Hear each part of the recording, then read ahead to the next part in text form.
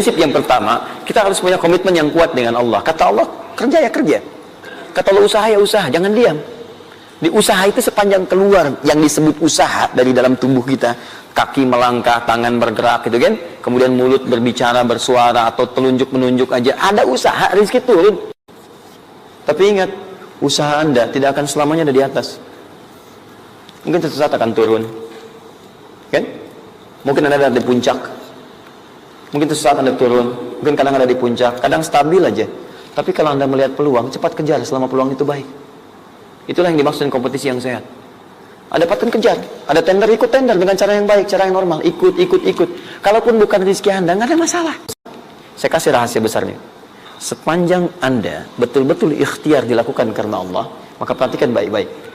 Kadang-kadang Allah seakan menunda apa yang menjadi hak Anda, bukan ingin menunda dan membiarkan Anda tidak mendapatkan sesuatu, tapi ingin memberikan semua nikmat secara sempurna. Karena di atas itu ada nikmat pahala, ada nikmat doa, ada nikmat istighfar, ada nikmat usaha, dan nikmat hasil yang tiada terputus. Lihat sini.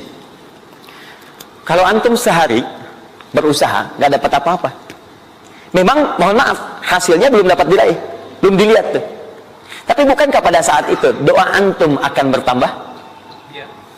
Bukankah malamnya salatnya nambah? Tahajud? Bukankah di situ kadang-kadang kita istighfar, ya Allah? Teman-teman, bukankah istighfar menggugurkan dosa? Bukankah berdoa menambah harapan, mengakumulasikan sesuatu? Bukankah tahajud menambah pahala lagi? Kadang-kadang yang diinginkan oleh Allah pertama kali bukan dunia dulu. Ketika Allah mencintai seorang hamba, dia akan berikan pahala akhirat dulu. Karena dunia itu sifatnya sementara. Hei fulan, kamu kemana aja? Kemarin kamu jauh dari saya, baru sekarang kamu pikir dekat dengan saya. Saya nggak pengen kasih dunia dulu, dunia itu kecil. Kalaupun di seekor sayap samuk sebelahnya, sebelah sayap nyamuk ada dunia itu ada nilainya, saya kasih buat kamu deh, nggak ada nilainya. Ya, karena itu saya ingin kamu akhirat sempurna dulu. Saya ampuni dulu dosa-dosa kamu yang kemarin.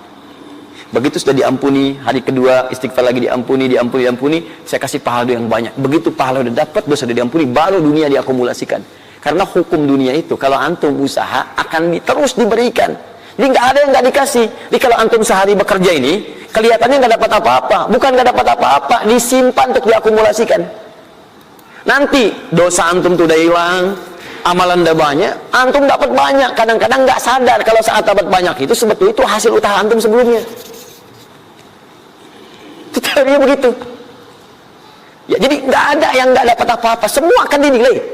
Sepanjang antum bergerak dikasih, dan antum buktinya hidup juga.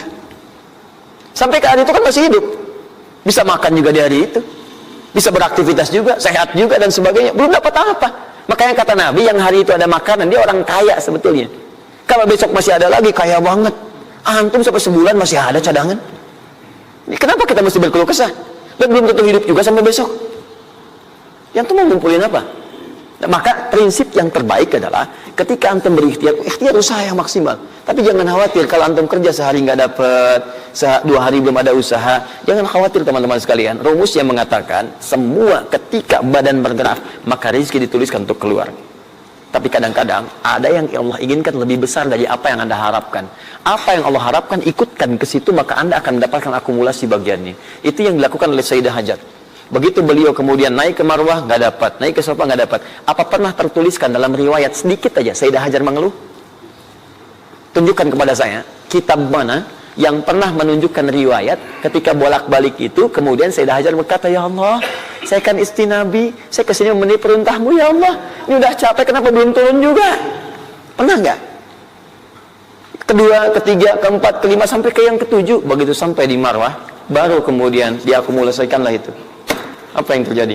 Ibunya yang usaha bolak-balik. Akhirnya keluar dari mana? Anaknya, kakinya kemudian menghentak lagi.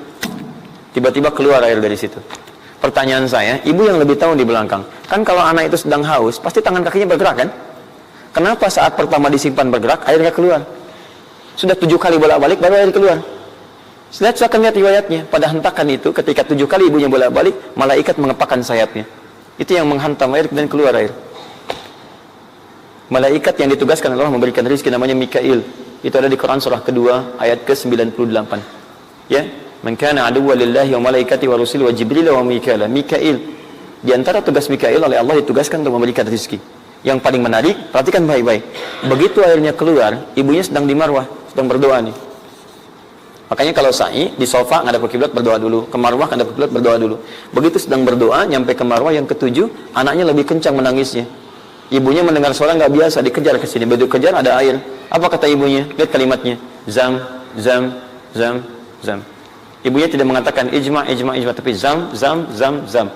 Zam itu artinya kumpul jangan berhenti, kumpul jangan berhenti, kumpul jangan berhenti. Sampai sekarang air itu tidak pernah berhenti. Perhatikan bagaimana akumulasi pekerjaan seorang ibu yang sangat serius menghasilkan rezeki bukan hanya untuk dirinya, untuk anaknya, cucunya, cicitnya, dan berganti generasi sampai kita sekarang. Kita aja ke zaman Nabi Muhammad, itu teman-teman sudah lewat 15 abad. Nabi Muhammad ke Nabi Ismail 29 generasi. Satu generasi bisa ribuan tahun. Nabi Muhammad ke Nabi Musa aja 2000 tahun, ke Nabi Isa 600 tahun. Sekarang ke Nabi Ismail 29 generasi. Muhammad bin Abdullah bin Abdul Muttalib bin Hashim bin Abdul Manaf bin Qusay bin Murrah bin Kilab bin Ka'ab bin Ghalib bin Fihir bin Malik bin Nadar bin Kinana bin Khuzaimah bin Mudrikah bin Ilyas alaihi salam bin Nizar bin Mudar bin Ma'ad bin Addan bin Adi bin Adri, ya, bin Muqawwam bin Nahur bin Tari bin Ya'rub bin Yasub bin Nabit bin Ismail alaihi salam. 29 generasi. Yang bisa mengulang 29 ini saya bebaskan paspornya untuk menghafal Quran di pekan depan. Silakan. Boleh, silakan. Tapi kalau salah satu tambah satu ayat. Jelas? Terakumulasi. Maka boleh jadi kita berusaha bekerja, sehari belum dapat, 2 hari dagang belum dapat, tenang. Begitu antum 3 hari, tiba-tiba dagangan diborong habis. Itu sebetulnya usaha antum yang sebelumnya. Tapi antum dapat bonus ampunan dosa, pahala, macam-macam. Maka jangan mengeluh. Dan jangan pernah antum sekali-kali, awas ya, awas, mengeluarkan kata-kata yang seakan-akan Allah menghentikan rezeki antum. Maka disitulah kesulitan paling sulit akan antum awali. Ya Allah, apa engkau nggak sayang dengan saya? Saya perlu usaha apa lagi? Kenapa belum diberikan juga? Dan sebagainya. Itu kadang-kadang membuat seseorang kalau sudah kehilangan arah seperti itu sampai meninggalkan agamanya, itu yang paling fatal. Paham ya?